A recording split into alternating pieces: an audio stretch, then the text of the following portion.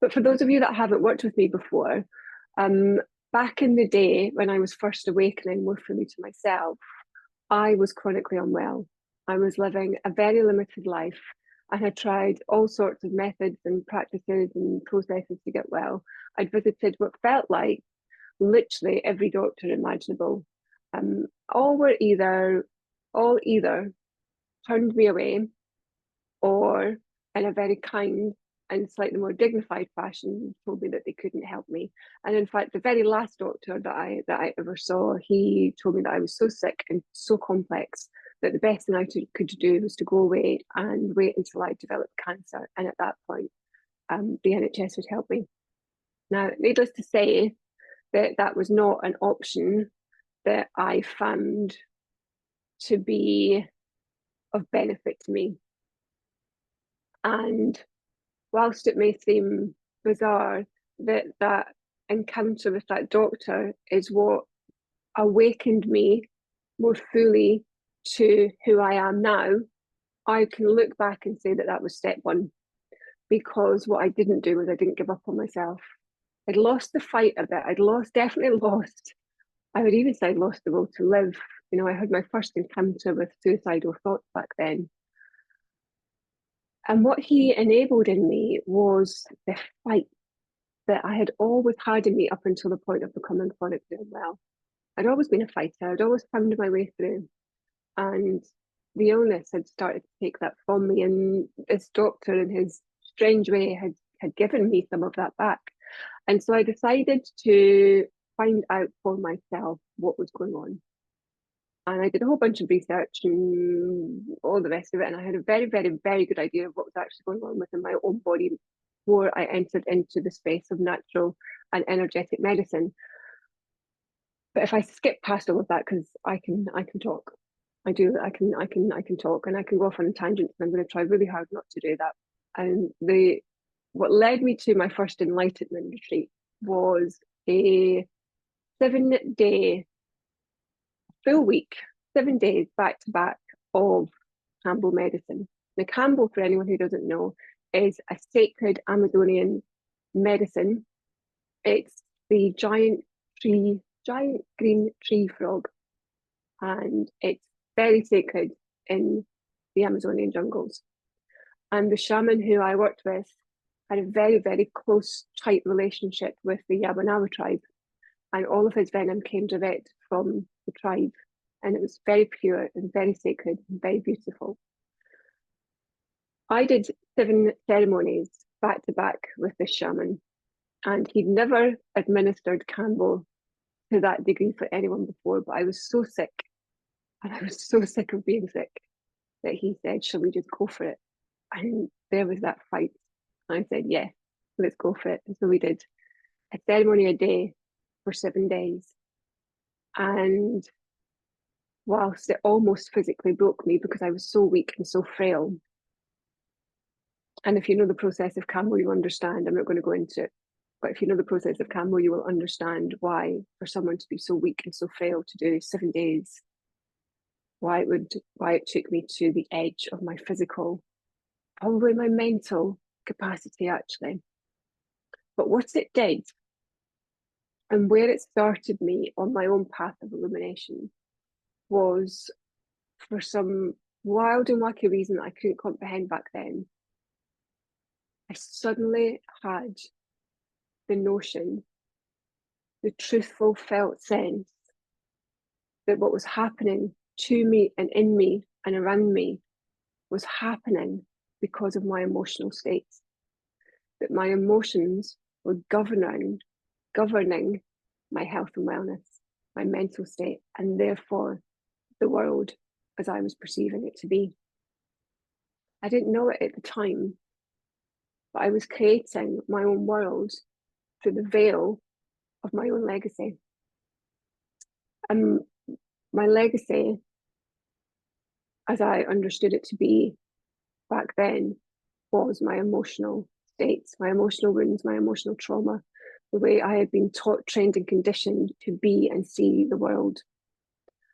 And what Campbell did for me was it awakened me to that. It allowed me to feel the grief, the shame, the depression, the rage, the sorrow, the venom, the judgment, the jealousy, it just all came pouring out of me over those 7 days. And not in a way that healed me, but I don't, I can rate Campbell as one of the most beneficial things I have ever done. Not because it healed me or it illuminated me or it deeply awakened me, but because it allowed me to touch on the crux of who and what I am and what I came here to remind both myself and those that I work with of. And that is that we are body, mind, and soul, and that there is zero separation between those three factors. That one cannot be in existence without affecting the other. And that we think and feel and act and behave our way in and out of all situations that we put ourselves in. And that includes our health and wellness. And so I went on a bit of a rampage every night, getting home from Campbell, hopping on YouTube, and just, I didn't even know what I was looking for necessarily. I was just driven to research and watch anything about the biology of belief. And so that's when I first discovered Bruce Lipton. And he, whoa, yes, this is it. This is what I'm feeling. My gosh, yes, this is what I'm becoming aware of. And I kind of went on a journey with Bruce Lipton and various other, gosh, it seems like 10 lifetimes ago that this is happening to me. Joe Dispenza and all sorts of other amazing people, Greg Baden, who really helped me understand what I was beginning to unravel within myself. Now, if I skip forward to the enlightenment retreats, part of my process of unraveling, as I really started to remember more fully who and what I was and what was creating my experiences, a friend, and I'm going to talk about this as we move through the talks of the retreat. I can jump around a lot. I'm going to try not to. But what you're going to discover as we unravel your legacy is that we have an internal guidance system, and it will guide us everywhere that we need to go in life in order to achieve our goals and ambitions, or that we wish to go in life. And my internal guidance system, it guided me to Campbell, it guided me to YouTube, it guided me to the biology of belief, it guided me to my emotions, and it guided me to a conversation with a friend over lunch where she was talking about what was the most impactful thing in her own spiritual journey, and she talked about an enlightenment retreat. Something went off in me. I needed to go on this retreat. I had to go on this retreat. And I didn't know about my internal guidance system at this point. It just felt so right for me to go on this enlightenment retreat. What she didn't tell me was it was a silent meditation retreat. And so I'm calling it an enlightenment retreat. That was the goal of it. It was a silent meditation retreat. And it was run by an amazing Zen teacher, Daizan, who ran a dojo in Southeast London, not too far from where I lived, and so it just all felt right. Yes, this is where I'm going. And the retreat was over 3 days, 3.5 days, I think, Thursday to Sunday, 3 days. And it was set in a dojo style in a dyad format. Now, if you've never done anything like this before, a dojo is the Zen practice, the Zen meditation space. It's where we go to practice. It's the dojo. A dyad is where two people sit opposite each other for a period of time, and they do the deep inner work together. And so they get a koan, which is the question that I was using in my retreats. A koan is a question designed to illuminate. And that's where the enlightenment retreat came from. And so in my very first retreat, the koan that I chose was, who am I? And you sit opposite a partner. And this one was 45 minutes. And for 5 minutes at a time, first of all, I spoke, who am I? Well, I'm Kerry. I'm Scottish, but I live in London. I'm 40, whatever I was, 43, 44 years old. I have a dog called Stella, and you start off at the very surface level of who you perceive yourself to be in that moment. And then the Zen master, he dings his bow 5 minutes later, and you stop fully, because this is about allowing the other person to speak then. So first of all, you dig up your crud, and then you become the space holder. And this was very much my introduction to the feminine and masculine. Allowing one to express whilst the other holds the space for that to happen. And so I was in my feminine, I was expressing my wound, I was expressing my trauma, and then the bell would ding. And then I was in my masculine, and I would hold the space for my partner to do the same. And they would drop their question in, and they would speak to me.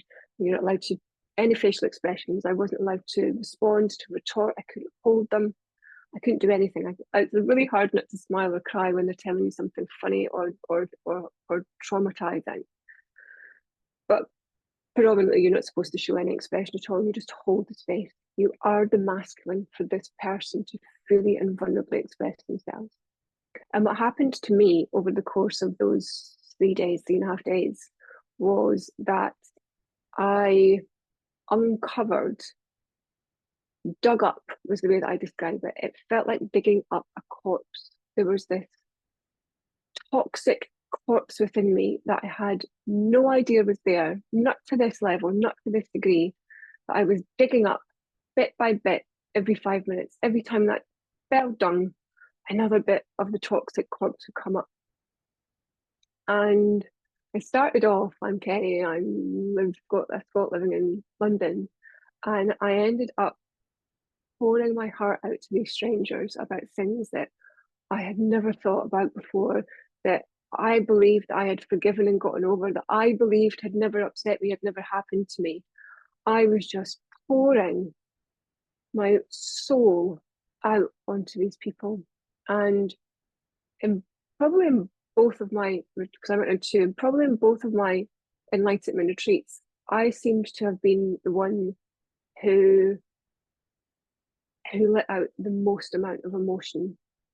I think I got the most high. I definitely got the most spiritually high, in the first one. But in about an hour in, I was convinced I had the answer, and I was high as a kite. I was bouncing off the walls, spiritual high, they call it.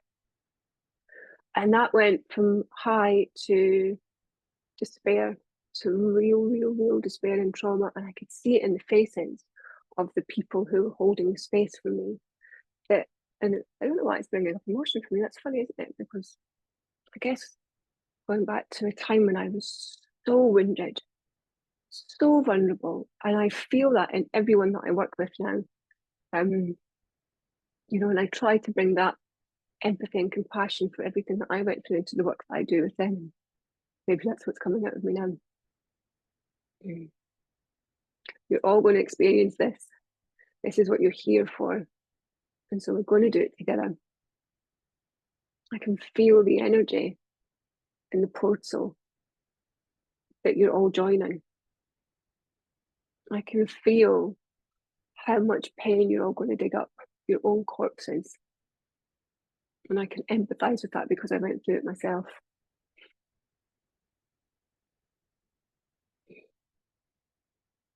And so I could see it in the faces of the people holding space for me, that they just wanted to crumble down with me and hold me tight and tell me it was all okay. But the most remarkable thing, and this is what you're all going to experience, the most remarkable thing is that in letting it out, in learning to put some of it down, in learning to be held and supported by another, which is our true divine nature, it's our true divine makeup, to be both feminine and masculine, to be both vulnerable and naive and expressive and creative, and at the same time hold that space for us to be whatever we need to be in each and every moment, because life is tough and life is kind of designed to be tough. We have to learn and remember how to hold space within us for all of life to move through us. And what I was experiencing, and I now know, remembering in that moment, was that I hadn't allowed life to move through me. I had shut myself down. I had definitely closed my heart off. And that's what I'm feeling in the portal right now more than anything, is someone or a few of you who have closed your hearts off. I had closed my heart off, so much so that people called me a cold-hearted bitch.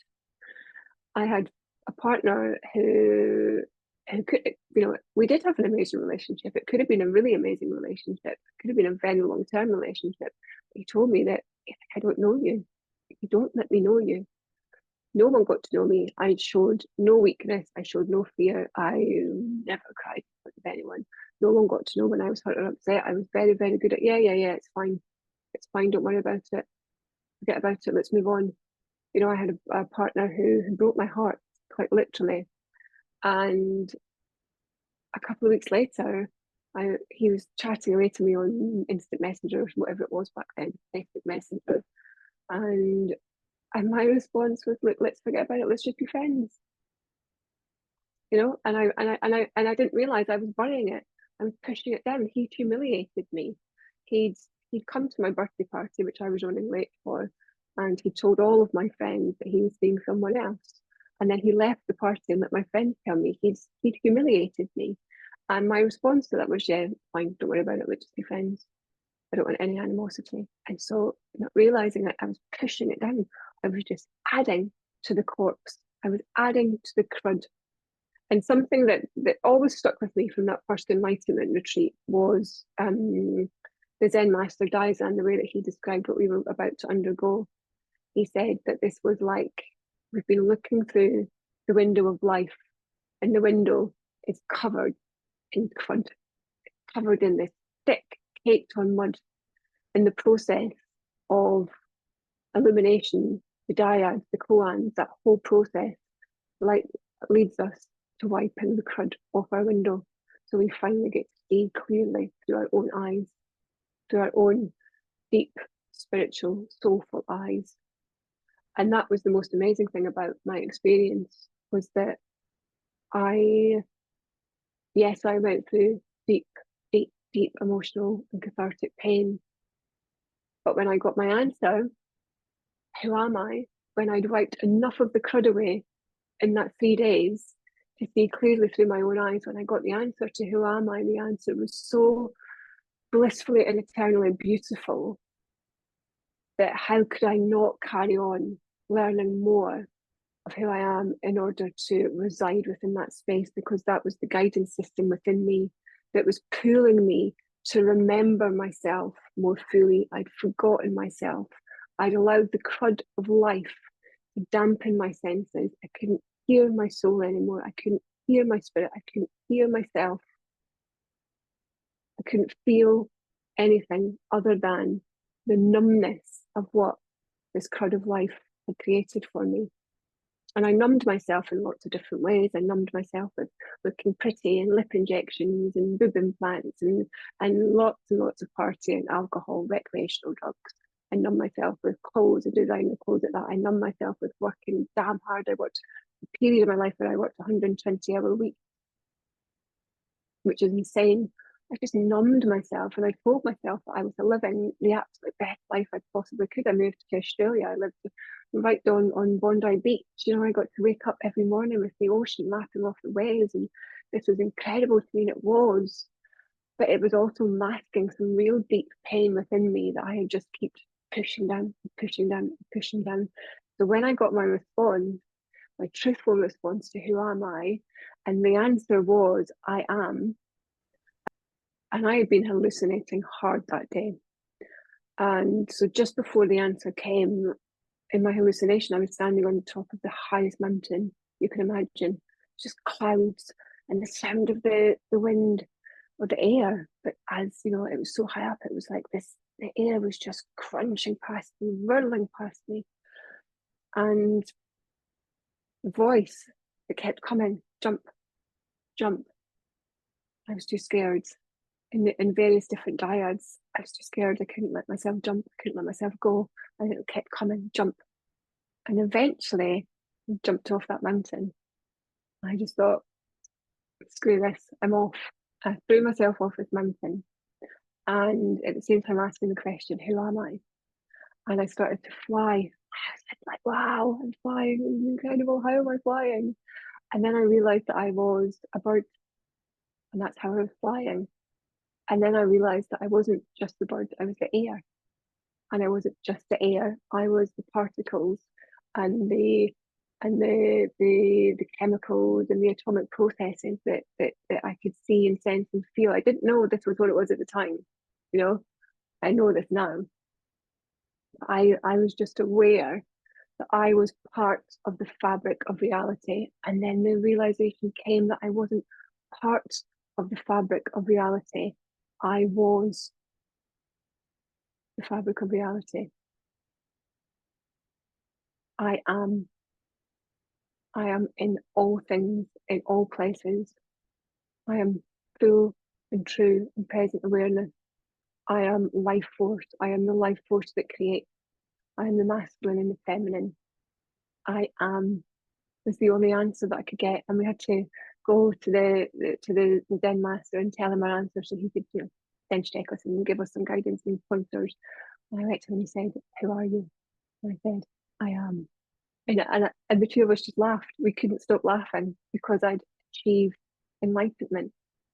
I knew who I was. I knew who we both were. I knew what we all were, and and and the release of the burden of the emotional crud and trauma and toxicity that I was carrying left me temporarily. As you're all going to find out. Not that layer of it left me, but I had a lot more work to do to get to where I am now, which is why I went on 2 of these retreats and did various other things. But that first one, that crud of life, the window, the wiping it away, the jumping off the cliff, the just trusting and surrendering that when I threw myself off this cliff, I would be okay. And the illumination that came of who and what we all are, that's that's what started my real journey. And it was a journey that I was always meant to be on. I guided myself to every single step it took to me standing on the top of that mountain, to me being in that enlightenment retreat, to me asking that question, and to me throwing myself off that mountain. I had guided myself to it in each and every step it had taken for me to get there, because there is an internal guidance system in all of us that guides us in each and every single moment to take us right to where we needed to get to. And what that enlightenment retreat and Campbell and Reiki, which I won't talk about here, but I did some Reiki courses as well. What they all guided me to was that this is who and what I am. This is what I had come here to be and to do and achieve and share. I'd come here to be a coach, a guide, a healer, and a mentor to others, to help them remember that there is no separation between their body, mind, and soul. There is no separation between their emotions and their wounds and their trauma and the experiences that they are themselves having in the physical world. I came here to help people unravel themselves. I came here to remember the impact of toxic emotional wounds stored within us. I came here to guide people back to their legacy in order to help them ground themselves in the present moment to create the life of wishes and desires and dreams that they have for themselves in the future. And everything I did reminded me of that. It awakened me more and more and more to who I am and why I'm here. And so all of the work, and it wasn't until much later on that I actually pieced this all together, because as I awakened more, I started to remember more. And I walked past, not long after my enlightenment retreat, actually, I walked past a homeless person in a train station in London. I had my dog with me, and I was actually in a hurry. I wasn't deliberately walking past her, but I had my dog with me, and we were rushing to the bottom of the end of the platform, because that was the best place to get my dog on the train. I heard this woman mumble, "What a beautiful dog," and saw her as I walked past, reaching out to stroke Stella. But I'd carried on walking, and then this voice, as if it was standing right next to me, started telling me about her childhood, her abuse, her toxic grandfather, the pain she was in. She was obviously self-medicating with drugs, and she was, hiding herself memory in homelessness. And so I stopped and I went back and I let her sit with Stella for as long as I could. I could feel her pain. I could feel her fear. I could feel her grief. I could feel her rage as if it was mine. And what I realized much later after all of this was that I was awakening to remember the connection between our legacy, our past, our trauma, our training, our conditioning, our wounds, our emotional states, and how that creates everything in our life now and going forward. And so I remembered everything. My gift.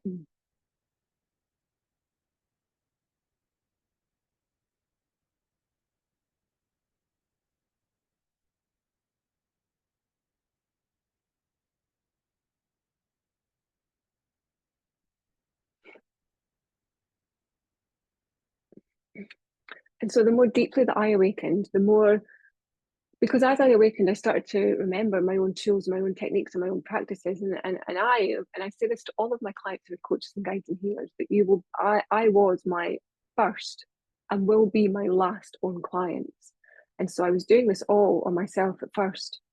I was digging deep. I was illuminating the darkness. I was digging up wiping off the crud and digging up the corpses. And as I was doing that, I was remembering more of my own gifts and talents. My gift of empathy was awakening, which is why I was able to feel the women in the train station. And so as I carried on with my own journey, because I am my first and will be my last client, as I carried on rubbing off, wiping away my own crud, digging up the corpse, I became more aware of who and what I am. And more of my gifts started to awaken, the gift of empathy, which is why I was able to feel the women's pain on the train station, my ability to see someone else's legacy within them. And so if I was working with a client, I could, and at this time, what I thought I was doing was Reiki, and so I'd stand with my hands over them, and their childhood would just appear to me clear as day. And I would regale it to them at the end of the session. They'd just be like, wow, that's exactly what happened. That's exactly what happened.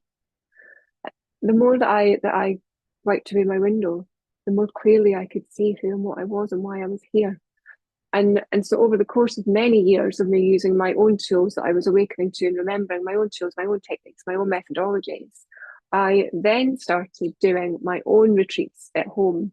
And I just locked myself away for 2 or 3 days, and I'd meditate deeply, and I'd bring up the crud, and I'd chant, and I'd ecstatic dance, and I'd listen to music, and I'd listen to insightful talks by people that really spoke to me, like Ram Dass or Maharaji.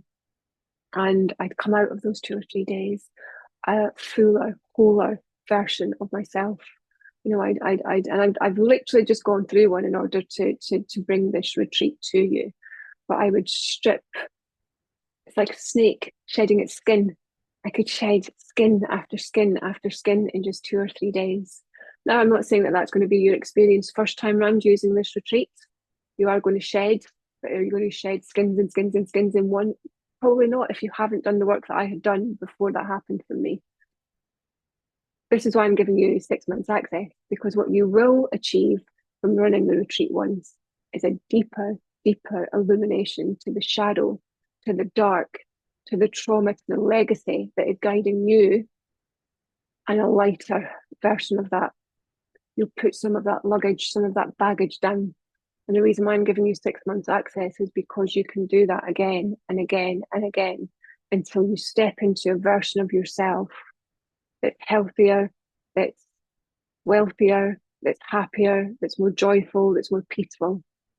And if you follow the anthology, we're going to start taking that deeper into creating the life that you wish for. And so if you're looking for a new job, if you're looking for a partner, if you're looking to grow your business, the anthology is going to take us on a journey, take you on a journey. This one, Legacy, is about illuminating the legacy of the past that controls the present and therefore the future.